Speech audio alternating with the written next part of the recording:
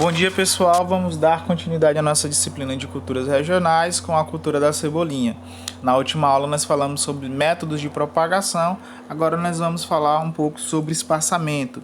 O espaçamento ele varia em função do sistema que você está utilizando.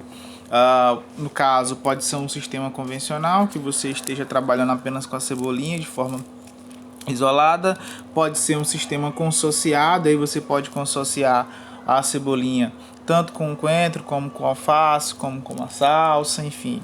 Aí pode também ser um sistema hidropônico. No caso que você esteja trabalhando com plantio isolado de cebola, você tem duas possibilidades de espaçamento, um 20 por 10 e um 25 por 15.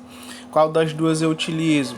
Vai depender do microclima presente na sua horta. De repente você tem um ambiente mais arejado, você pode fazer um adensamento. E vai depender também, gente, da qualidade do mói. Tem gente que, do consumidor, tem consumidor que ele gosta de uma cebolinha mais fina, mais nova. Tem outros que preferem uma mais velha. Então, se você vai trabalhar com a cebolinha mais nova, que se você tiver trabalhado com semente, você pode começar a colher ela com 80 dias. Então, você pode trabalhar com um espaçamento menor, certo? Agora, se você vai trabalhar com uma alface, com a cebolinha mais velha, aí você pode trabalhar com um espaçamento maior. E voltando para a questão do microclima na horta ali, do ambiente. Isso é importante porque um dos principais problemas de doença com a cebolinha são ocasionadas por fungos, que preferem um ambiente úmido e quente. Então, se você deixa ali entre as plantas um espaço mais arejado, vai diminuir a ocorrência desses fungos, certo? No caso da hidroponia, você pode trabalhar um espaçamento de 15 por 15, sendo 15 a distância entre os perfis e os outros 15 centímetros o espaço entre os perfis. Aí, no caso, o fabricante geralmente tem espaçamentos padronizados, certo? Aí, se você for trabalhar com consórcio, certo? Pode ser com coentro, com alface, enfim.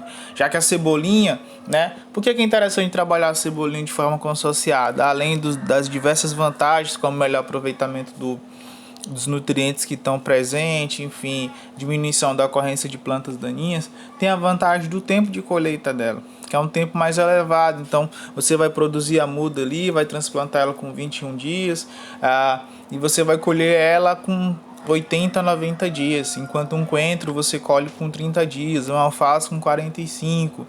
Então, se você trabalha lá de forma consorciada, né, você consegue fazer uma colheita de uma hortaliça ali, no caso um coentro ou um alface, e quando ela estiver fechando aquele canteiro, né, aí lá para os 80, 90 dias você consegue colher a cebolinha, certo? Então vai depender dessas questões. Tem outro fator também que vai influenciar no espaçamento, que é a questão do método de propagação, certo? Às vezes tem gente que prefere a propagação vegetativa, né, que você vai pegar um filho de cebola, como o pessoal chama, né, e vai fazer o plantio. Aí depender, tem gente que trabalha com 1 até 3. Se você vai trabalhar com 1, vai demorar mais para formar aquele mói, fechar aquele canteiro. Você pode trabalhar com espaçamento menor, certo? Com relação à adubação, né?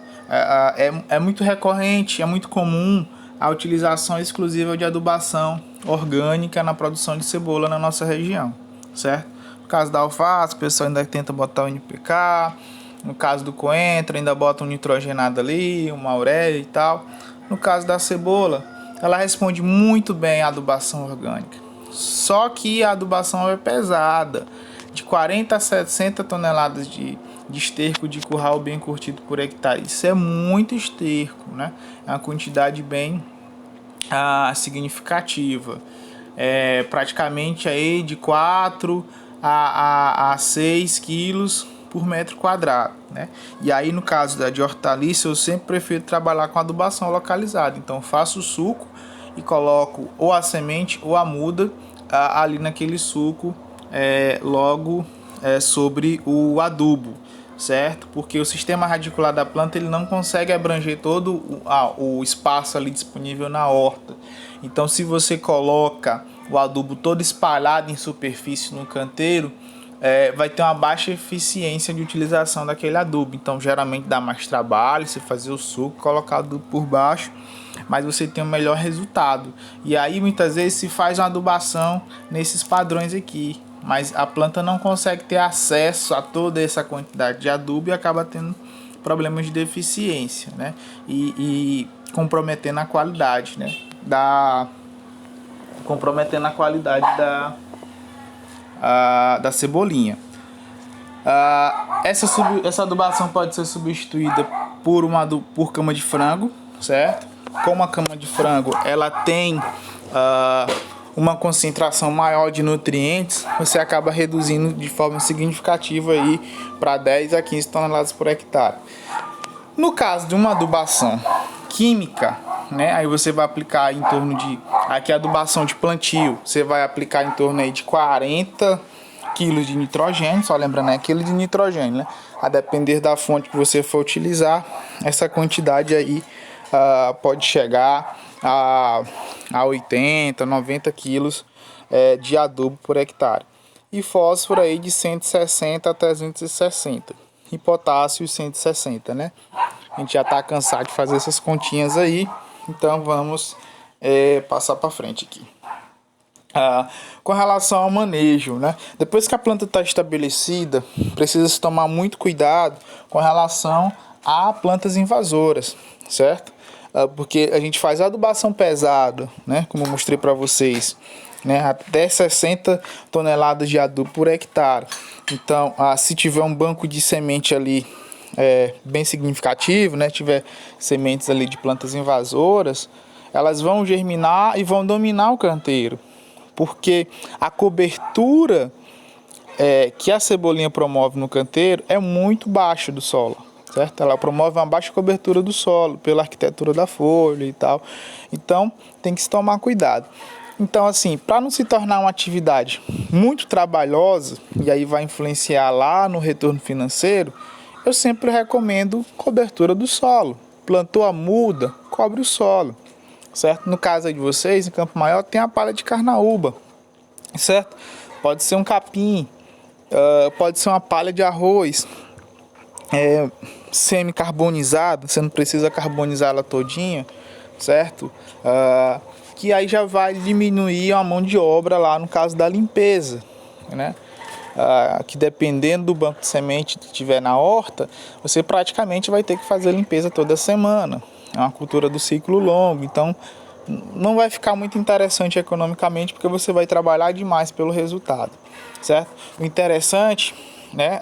Mas aí também depois que passam em 60 dias, o canteiro, se ele estiver bem manejado, bem adubado, bem equilibrado, vai ocorrer isso daqui, ó, ele fica todo coberto. Então a planta daninha ela já não consegue mais atuar, né? E é interessante quando você faz uma cobertura, que por mais que a planta invasora venha a sair, mesmo com aquela cobertura, quando ela vier a sair, ela fica sufocada ali pela cebolinha, que também vai diminuir, caso você fizer um manejo correto do controle de plantas invasoras, vai reduzir a sua mão de obra lá na colheita, certo? Porque vejam que nessa imagem nós não temos, né, plantas secas, com pontas secas, certo? Você não tem planta daninha, então praticamente você já colhe ali, já coloca na embalagem e entrega, né? E se você não fizer esse manejo prévio, né, na hora da colheita vai dar um trabalho doido, você vai ter que tirar aquelas folhas secas, enfim, tirar a planta daninha. Certo? Mas aqui, ó, abordar um terceiro ponto aqui que é muito recorrente, é muito comum essa pergunta. Provavelmente se a gente estivesse em sala de aula, essa pergunta ocorreria: por que as cebolas ficam com essas pontas secas, né? Aí nós temos 3 situações possíveis, certo? Mas se você tiver feito o manejo correto da adubação e tiver feito a cobertura do solo, que vai reter bastante umidade no solo, tiver aplicando a quantidade de água correta, você já elimina as 2 possíveis causas, que seriam a deficiência nutricional, né, relacionada a potássio, nitrogênio, e uma deficiência hídrica. Aí a gente iria para o terceiro ponto possível, que seria uma doença fúngica, certo? Aí só entrar com alguma cauda, base de cobre aí, que resolveria esse problema, certo, pessoal? A colheita. Aí nós temos dois tipos de colheita, né? A colheita que você corta as folhas, deixa o sistema radicular para fazer a rebrota, que é interessante para o produtor, porque em torno de 30 dias você já poderia fazer outra colheita, né? A chamada soca, que o pessoal faz lá na cana, né? Corta a cana ali, deixa rebrotar.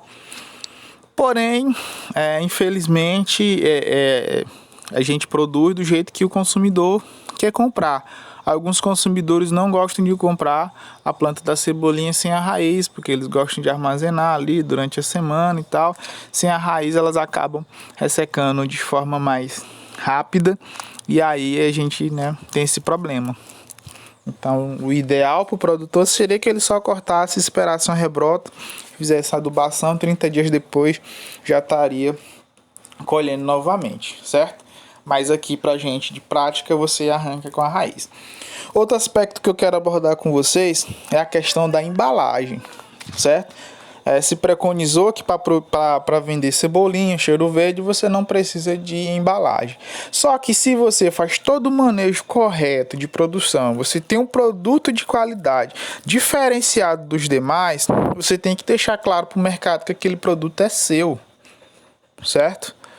Isso vai facilitar o segundo aspecto da atividade agrícola e da pecuária, que é vender, né? Eu sempre digo que o primeiro é produzir, né? O segundo é vender.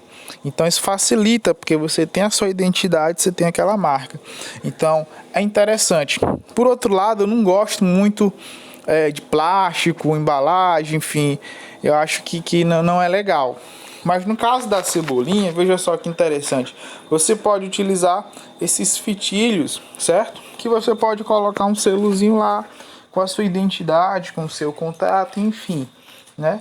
Fica interessante, né? E amarrar também, ó, as pontas, que às vezes vai tudo quebrado e tal. Eu já vi em alguns lugares que eles vendem a cebola dobrada, né? Eles dobram ali no meio e amarram, né? Não acho interessante, né? Eu acho que desvaloriza o produto e, enfim, a vida útil dele também é reduzida, certo? Mas o fitilhozinho aqui com a identidade eu acho legal. No caso do pessoal da hidroponia, eles utilizam este tipo de embalagem, né? Às vezes vai com um pouquinho de solução nutritiva ali, que escorre das raízes, fica ali na embalagem e acaba aumentando ainda mais a vida útil daquele produto, certo? Passa de semanas ali na geladeira e você tem ele com uma certa turgência ainda. Certo, pessoal? Então, na próxima semana tem atividade, aí em seguida a gente retorna com a cultura do coentro.